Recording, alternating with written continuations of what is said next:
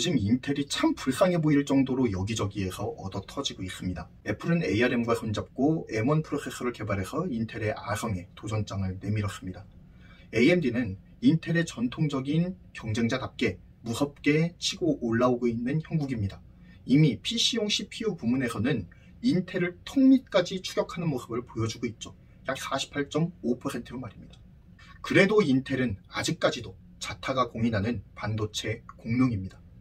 AMD와 PC 사업에서는 호각세를 다투고 있다고 하지만 서버용 CPU 부문에서는 넘사벽을 쳐놓고 넘어오기를 허용하지 않는 압도적인 세계 1위입니다.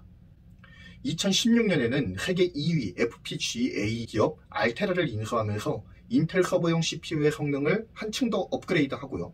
서버 가속기 분야에 진출을 하면서 인텔의 현재 주력인 서버용 반도체의 경쟁력을 더욱더 강화했다라는 평을 받고 있습니다. 하지만 그럼에도 불구하고 현재 인텔의 상태는 위태롭게 보이기까지 하는 것이 사실입니다. 물론 속사정을 자세하게 살펴보아야 알 수 있겠습니다만 현재 언론에 공개되고 있는 바만 살펴보자면 인텔은 CPU 분야에서는 AMD의 추격을 계속해서 허용하고 있고요. GPU 분야에서는 아예 힘을 쓰지 못하고 있는 상태입니다. 그리고 메모리 부문은 옵테인을 제외한 모든 부문을 하이닉스에 매각해서 정리하는 등 대내외 경영 상황이 그리 좋은 편은 아니라는 평가가 지배적입니다. 그리고 이 모든 것의 핵심에는 무어의 법칙을 필두로 내세우면서 혁신의 아이콘으로 자리 잡았던 인텔이 무어의 법칙을 스스로 폐기하고 사업 다각화에 나서면서부터 꽤 빠른 속도로 이루어진 상황이기 때문에 더 뼈아픈 부분이 있다고 생각을 합니다. 게다가 설상가상으로 3분기 컨퍼런스 콜에서는 주력이었던 데이터 센터 부문의 매출이 7%가량 감소한 것으로 드러나면서 주가의 폭락을 막지 못했는데요. 이젠 압도적 주력이었던 분야에서까지 추격을 허용하고 있는 인텔은 그래도 어떤 강점과 어떤 기회를 가지고 있을까요? 그리고 어떤 약점과 어떤 위기를 겪고 있는지에 대해서도 살펴보도록 하겠습니다. 이를 통해서 인텔이 나아갈 바에 대해서 간단하게 살펴보는 시간을 갖도록 하겠습니다. 인텔의 강점. 예전 같으면 인텔의 강점의 첫 번째로 꼽고 싶었던 것이 바로 PC 시장과 서버 시장을 아우르는 압도적인 CPU 점유율이라고 말씀드렸을 거예요. 그렇지만 현재의 상황으로 비춰보았을 때에는 인텔의 가장 큰 강점은 주문형 반도체인 A식의 최강자라는 점과 더불어서 서버용 CPU의 최강자라고 할 수가 있겠습니다. 이것이 바로 인텔이 지금 현재 상황에서 가지고 있는 강점이라고 말씀드릴 수가 있겠습니다. 사실 서버용 CPU로만 따진다면 시장에서 경쟁자가 거의 없는 거의 독점적인 지위를 누리고 있는 것이 사실이니까 말이죠. 인텔은 서버 시장에서의 절대적인 시장 장악으로 인해서 세계 최강 CPU 기업으로서의 자존심을 아직까지는 확고하게 지키고 있습니다. 특히 2016년 FPGA 2위 업체인 알테라를 인수하면서 서버 프로세서의 역량이 비약적으로 발전했습니다.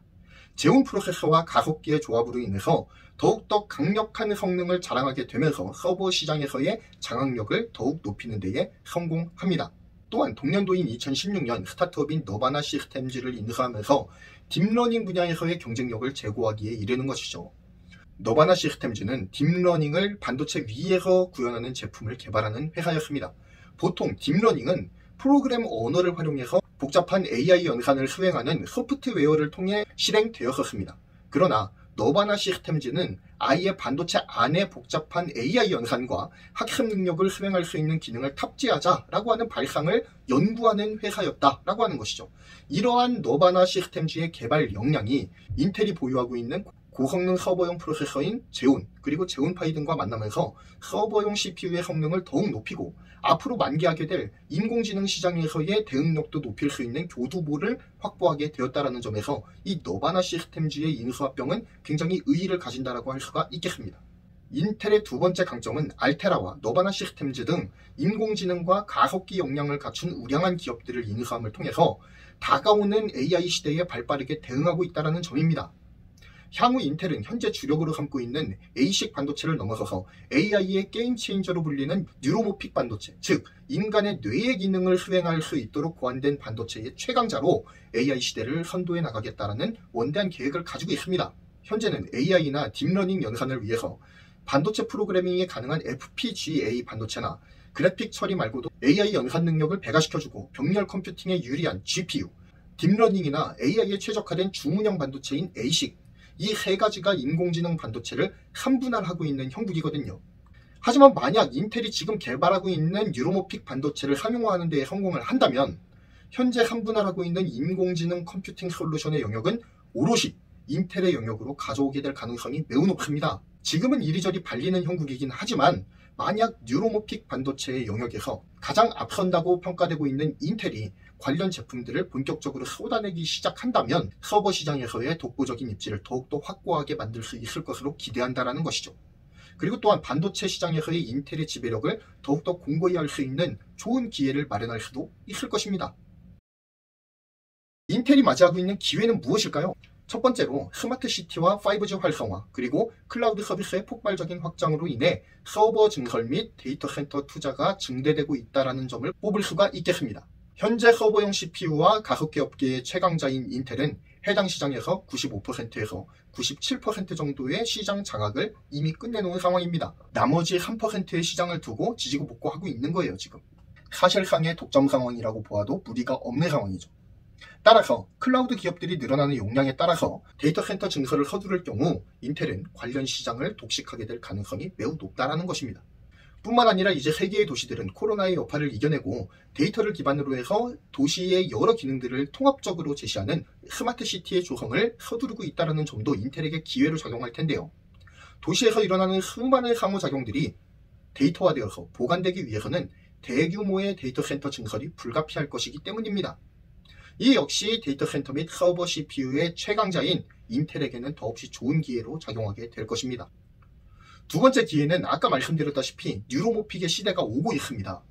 인간의 뇌와 같이 감각을 느낄 수 있고 자율적인 판단이 가능하고 적은 면적으로도 인간의 뇌급으로 많은 일을 복합적으로 처리할 수 있는 반도체의 시대가 도래하고 있다는 거예요.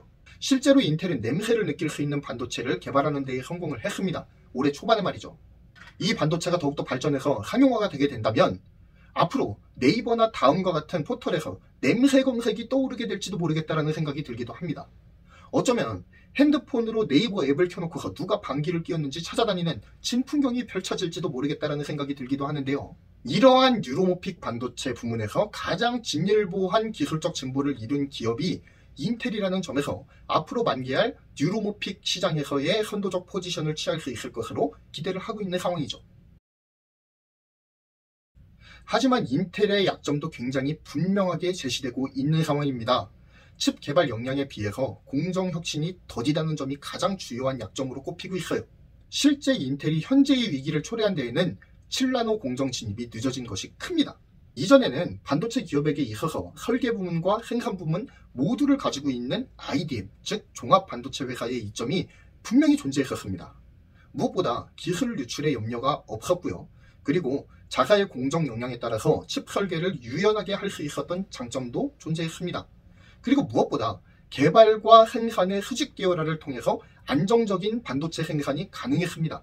다소 공정에 문제가 생긴다고 하더라도 내부에서 대처가 얼마든지 가능했기 때문에 효율적인 반도체 개발 및 생산 방식이라고 생각을 해왔었습니다.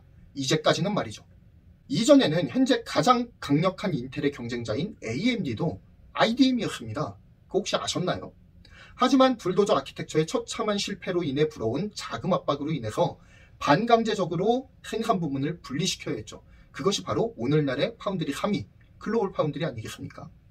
하지만 그때 당시에는 울며 겨자 먹기식으로 내릴 수밖에 없었던 결정이었을지 모르겠지만 지금은 이것이 신의 한 수처럼 작용하고 있는 것이 사실입니다.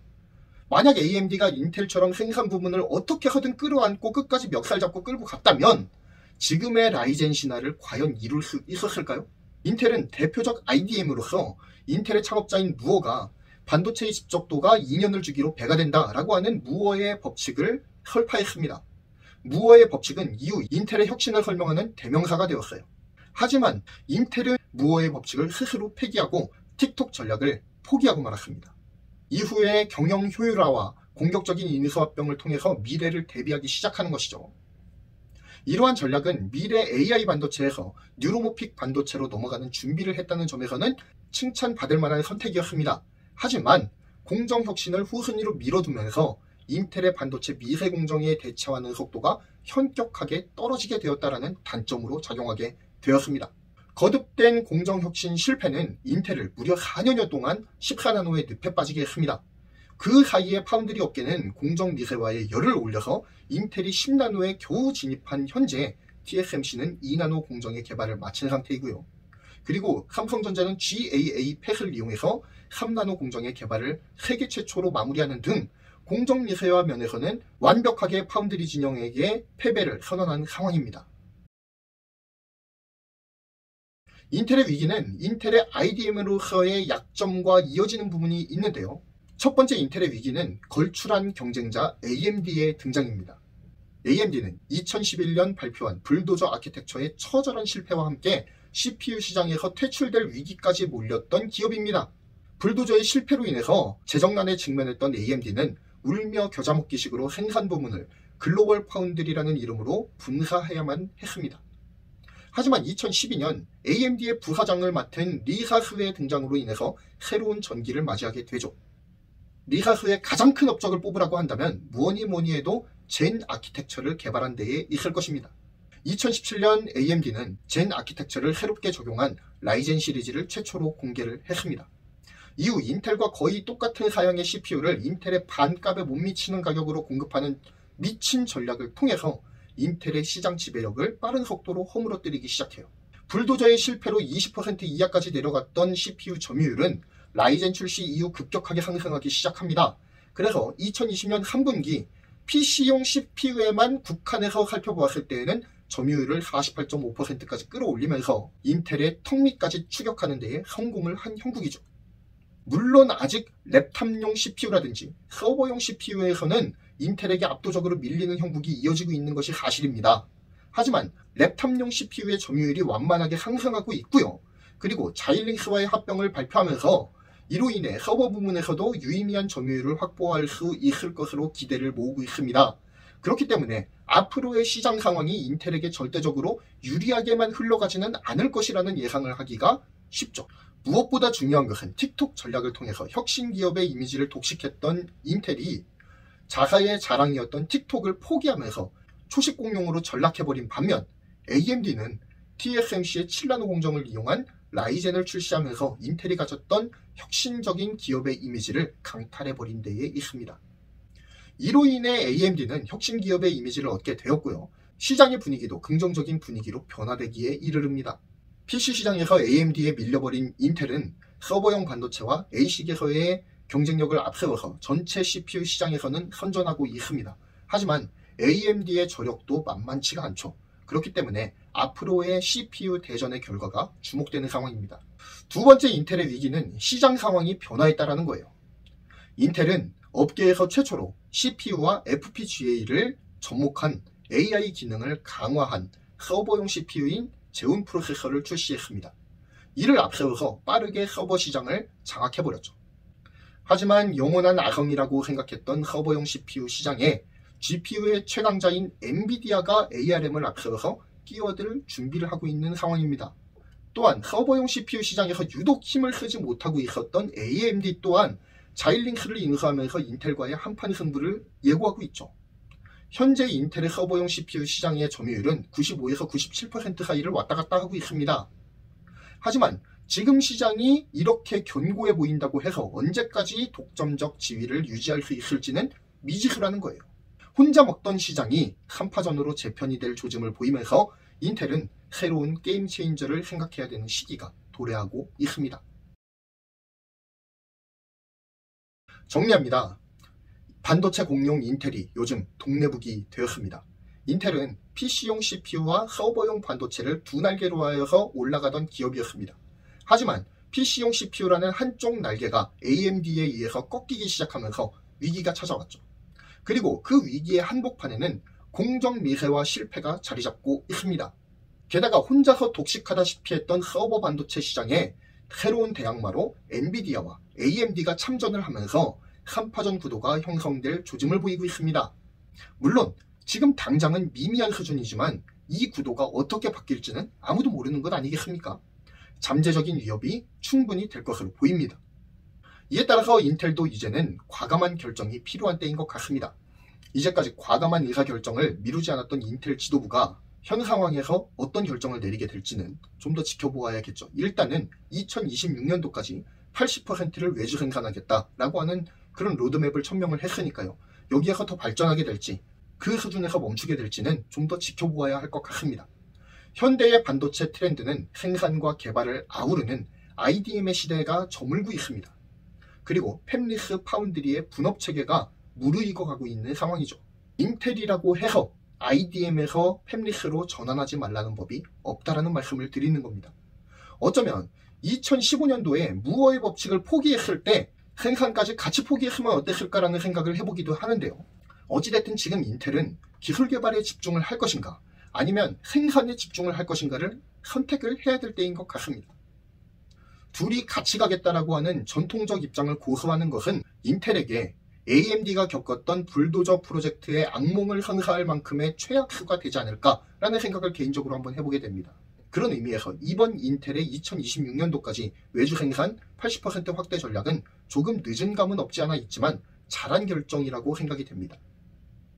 이상 첨단 기업의 환경을 분석해드리는 경제를 말하다였습니다. 본 정보가 조금이나마 유용하셨다면 구독과 좋아요 그리고 알림 설정 꼭 부탁드리겠습니다. 감사합니다.